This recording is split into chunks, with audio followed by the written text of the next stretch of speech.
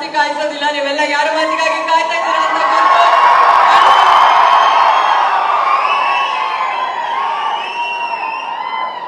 ನಮ್ಮ ನಿರ್ದೇಶಕರು ತುಂಬಾ ರಿಕ್ವೆಸ್ಟ್ ಮಾಡಿದೆ, ನೀವು ಕೇಳ್ತಾ ಇದ್ದೀರಾ ಡೈರೆಕ್ಟರ್ ಮಾತಾಡ್ಲಿಲ್ಲ ಅಂತ. ಅವ್ರ ಕೆಲಸ ಮಾತಾಡುತ್ತೆ, ಸಿಕ್ಕಾಪಟ್ಟೆ ಸೈಲೆಂಟ್ ಅವರು. ಸ್ಯಾಂಡಲ್ವುಡ್ ಭಾಷಾ ಅಭಿನಯ ಚಕ್ರವರ್ತಿ ರಿಕ್ವೆಸ್ಟ್ ಮಾಡ್ತಾ ಇದ್ದೀನಿ.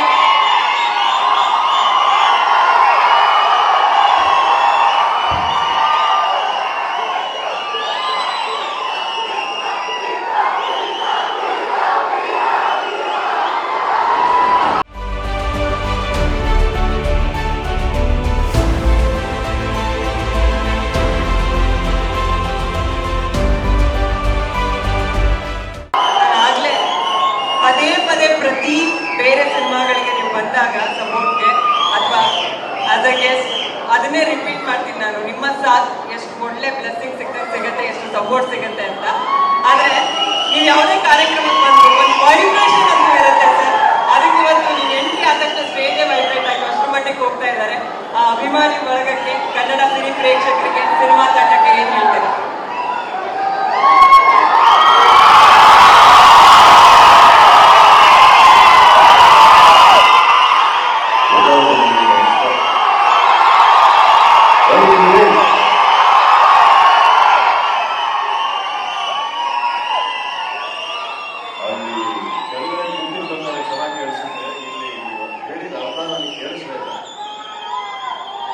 ಇಷ್ಟೇ ಸರ್.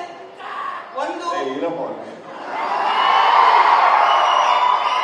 ಬ್ಯಾಕ್ ಟು ಬ್ಯಾಕ್ ಸಿನಿಮಾಗಳು ಹಿಟ್ ಆಗ್ತಾರೆ, which is a very good development. ಒಂದು ಇನ್ನೊಂದು, ಪ್ರತಿ ಸಿನಿಮಾ ಕಂಟೆಂಟ್ ಇದರ ಸ್ಟೋರಿ ನೀವು ನೋಡಿದೀರಾ ಅಂತ ನಂಗೆ ಗೊತ್ತಾಯ್ತು, ತುಂಬಾ ಅಪ್ರಿಶಿಯೇಟ್ ಮಾಡಿದೀರಾ ಅಂತ ಗೊತ್ತಾಯ್ತು. ಪೆಪ್ಪೆ ಸಿನಿಮಾ ಬಗ್ಗೆ ಏನ್ ಹೇಳ್ತೀರಾ? ಒಂದ್ ಒಳ್ಳೆ ಕಂಟೆಂಟ್ ಜೊತೆಗೆ ಯಾವತ್ತೂ ನಿಂತ್ಕೋತೀರಾ, ಎಷ್ಟೇ ಬಿಸಿ ಸ್ಕೆಡ್ಯೂಲ್ ಇದ್ರು ಕೂಡ. ಹಾಗೆ ಕನ್ನಡ ಸಿನಿ ಪ್ರೇಕ್ಷಕರಿಗೆ ಪ್ರತಿ ಸಲ ಇಂಥ ಕಾರ್ಯಕ್ರಮಗಳಲ್ಲೇ ನೀವು ಸಿಗೋದು. ಅವರುಂಟು, ನೀವು ಬಿಟ್ಬಿಡ್ತೀನಿ ಸರ್ ನಾನು.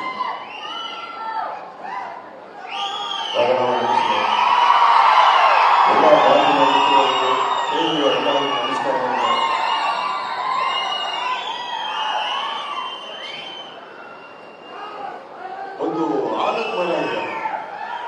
ಆಲದ ಮರ ಬೆಳಿಬೇಕಾದ್ರೆ ಯಾವ ಸೈಜ್ ಇರುತ್ತೆ? ಫಸ್ಟಿಗೆ ಯಾವ ಸೈಜ್ ಇರುತ್ತೆ? ಹೌದು,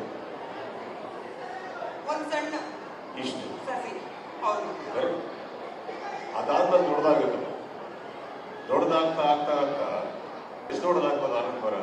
ಎಷ್ಟೋ ಜನರಿಗೆ, ಎಷ್ಟೋ ಪ್ರಾಣಿ ಪಕ್ಷಿಗಳಿಗೆ ನೆರಳಾಗೋಷ್ಟು. ಅಲ್ಲ, ಫಿಲಾಸಫಿ ಬೇಡ.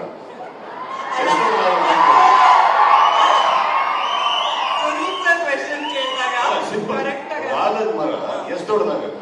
ತುಂಬಾ ದೊಡ್ಡದಾಗುತ್ತೆ. ಓಕೆ, ಆಲದ ಮರ ದೊಡ್ಡದಾದ್ಮೇಲೆ ಸೀಸನ್ ಚೇಂಜ್ ಆಗುತ್ತೆ. ಬೇಸಿಗೆ, ಸಮ್ಮರ್, ವಿಂಟರ್ ಎಲ್ಲ. ಈಗ ಸಮ್ಮರ್ ಬಂದಾಗ ಏನಾಗುತ್ತೆ? ಆಲದ ಮರಕ್ಕೆ ಚೆನ್ನಾಗಿ ಚಿಗುರು ಹೊಡೆಯುತ್ತೆ, ಎಲ್ಲ ಉದುರೋಗುತ್ತೆ.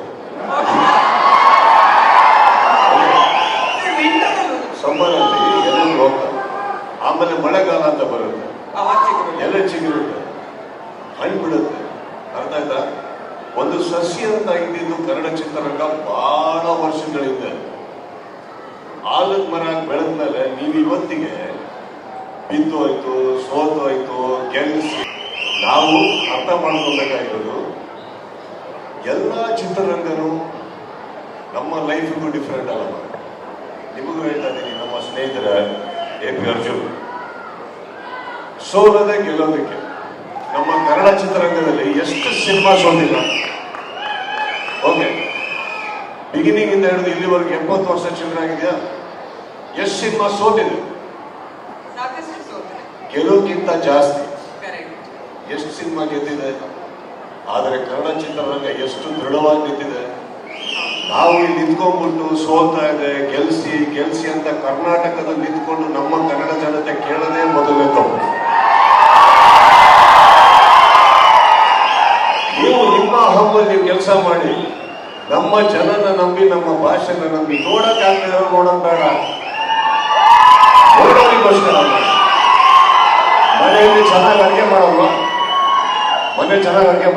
ಹಾಗಂತ ಹೋಟ್ಲಲ್ಲಿ ಊಟ ಮಾಡಿಲ್ವಾ? ನೀವು ಹೋಟ್ಲಲ್ಲಿ ಊಟ ಮಾಡಿದ ಮಾತ್ರ ವಾಪಸ್ ಮನೆಗೆ ಬಂದಿಲ್ವ? ಅವಾಗ ಇರ್ತದೆ ಗಾಡಿ ಅಂತ ಒಂದು ಬರುತ್ತೆ.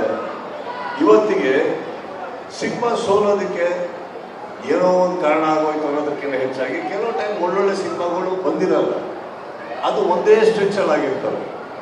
ಒಂದು ಗಾಳಿ ಬರಕ್ ಸ್ಟಾರ್ಟ್ ಆದ ತಕ್ಷಣ ಗೊತ್ತಾಗುತ್ತೋ ಈ ಗಾಳಿ ಸ್ಟಾರ್ಟ್ ಆಯ್ತು, ಮಳೆಗಾಲ ಸ್ಟಾರ್ಟ್ ಆಯ್ತು ಅಂತ. ಕರೆಕ್ಟ್. ಈಗ ಈ ಟ್ರೈಲರ್ ನೋಡ್ತೀವಿ, ಟ್ರೈಲರ್ ನೋಡ್ಬೇಕಾದ್ರೆ ವಿನಯ್ ನಮ್ಮ ಹುಡುಗ, ರಾಘಣ್ಣ ನಮ್ಮ ಹುಡುಗ, ಅದೆಲ್ಲ ಸೈಡಿಗಿಡೋದು ನೋಡಿದ ತಕ್ಷಣ ನಮಗೆ ಕುತ್ಕೊಂಡು ನಮಗೆ ಒಂದು ಫೀಲ್ ಆಗ್ಲಿಲ್ವಾ ಈಗ ಪಾ ಎಂತ ಟ್ರೈಲರ್ ಅಂತ ಅನ್ಸತ್ತೋ ಅನ್ಸಲ್ವಾ? ಅವಾಗ ಗೆಲುವಿನ ಲಕ್ಷಣ. ಅದನ್ನ ನೋಡಿದ್ಮೇಲೆ ನಾವು ಅನ್ಬೇಕಾಗಿದ್ದು ಇಷ್ಟೇ, ಮಾಡ್ಬೇಕಾದ್ರೆ ನಾವು ಕೆಲಸಗಳು ನಮ್ಮಿಂದನೂ ತಪ್ಪಾಗಿದೆ. ನೀವೆಲ್ಲ ನಿಂತ್ಕೊಂಡು ಹೇಳ್ತಾ ಇದ್ದೀರ ಸುದೀಪ್ ಸರ್ ಬಂದಿದ್ದಾರೆ ಪ್ರೋತ್ಸಾಹ, ನಾನು ಎಷ್ಟು ಫೇಲ್ಯೂರ್ಸ್ ನಾನು ಕೊಟ್ಟಿಲ್ಲ ಲೈಫಲ್ಲಿ, ಬಟ್ ಅದು that is not defining you. Okay, ಎಪ್ಪಿ ಮಾರ್ಟಿನಿಗೆ ಒಳ್ಳೇದಾಗಿ ಆರಾಮಾಗಿರಿ. ಕನ್ನಡ ಇಂಡಸ್ಟ್ರಿ ಬಹಳ ದೊಡ್ಡದು ಮೇಡಮ್, ಕನ್ನಡ ಚಿತ್ರರಂಗ ದೊಡ್ಡದು, ಕರ್ನಾಟಕ ದೊಡ್ಡದು. ಇಲ್ಲಿ ಇವತ್ತಿಗೆ ಸೇರಿದ್ದೀರ, ಇದ್ರ ಹೆಸರೇನು ಮಾಲ್ ಆಫ್ ಏಷ್ಯಾ. ಕರೆಕ್ಟ್. ಇಲ್ಲಿ ಬಂದಿರೋರೆಲ್ಲ ಏನು ಏಷ್ಯಾ, ಇಲ್ಲಿ ಬೇರೆ ದೇಶದಿಂದ ಬಂದಿರೋ ನಮ್ಮವ್ರು ಬಂದಿದ್ದಲ್ಲಿ ಹೋಗ್ಬಿಟ್ಟು ನೀವು ಕನ್ನಡ ಬೆಳೆಸಿ ಅಂತ ಹೇಳಕ್ ಹೋಗ್ಬೇಡಿ. ಅರ್ಥ ಇಲ್ಲ, ಕನ್ನಡ ಬೆಳೀತಾರೆ, ನೀವೆಲ್ಲ ಕನ್ನಡ ಮಾತಾಡೋದಕ್ಕೆ ಕನ್ನಡ ಬೆಳೆಯುತ್ತೆ. ಅಲ್ಲಿಗೆ ನಂದು ಆ ಭಾಷೆ ನಮ್ಗೆ ವಿಚಾರ. ನನಗೆ ನಿನ್ನೆ ವಿನಯ್ ಅವರು ಒಂದು ಈ ಟ್ರೈಲರ್ ತೋರಿಸಿದಾಗ ಗೊತ್ತಿದ್ದೇನು, ನನ್ನ ಮನೆಯಲ್ಲಿ ಫಸ್ಟ್ ಟೈಮ್ ನಾನು ನಿಂತ್ಕೊಂಡ್ಬಿಟ್ಟು ಆಕ್ಚುಲಿ ಅವರಿಗೆ ಚಪ್ಪಾಳೆ ತಟ್ಟಿದ್ದೀನಿ ಟ್ರೈಲರಿಗೆ.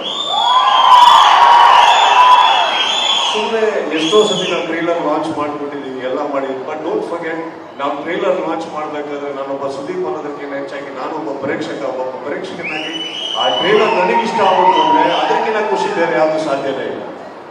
ನಾನು ಒಬ್ಬ ಆಡಿಯನ್ಸ್ ಅಲ್ವಾ, ನನಗೂ ಒಂದು ಸಿನಿಮಾ ನೋಡ್ಬೇಕಂತ ಆಸೆ ಇರುತ್ತೆ, ನನಗೂ ಒಳ್ಳೆ ಸಿನಿಮಾ ನೋಡ್ಬೇಕು. ಯಾಕಂದ್ರೆ ನಾವು ಮಾಡಿರೋ ಸಿನಿಮಾಗಳನ್ನ ನಾವು ಎಂಜಾಯ್ ಮಾಡೋಕ್ಕಾಗಲ್ಲ. But today I am very proud.